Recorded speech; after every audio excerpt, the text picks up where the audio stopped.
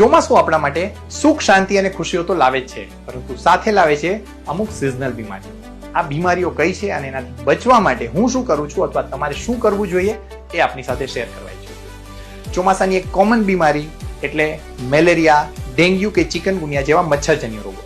તેનાથી બચવા માટે તમારે મોસ્કિટો રિપેલેન્ટ્સ, મચ્છરદાનીનો ઉપયોગ કરવો જોઈએ અને આજુબાજુએ પાણી ભરાતું અટકાવવું જોઈએ. ચોમાસાની બીજી કોમન બીમારી એટલે કોલેરા, ટાઇફોઇડ, ઇન્ડાઇજેશન જેવા ઇન્ટેસ્ટિનલ પ્રોબ્લેમ્સ. જેનાથી બચવા માટે તમારે બોઇલ્ડ ક્લીન વોટર અને હેલ્ધી ફૂડ લેવું જોઈએ.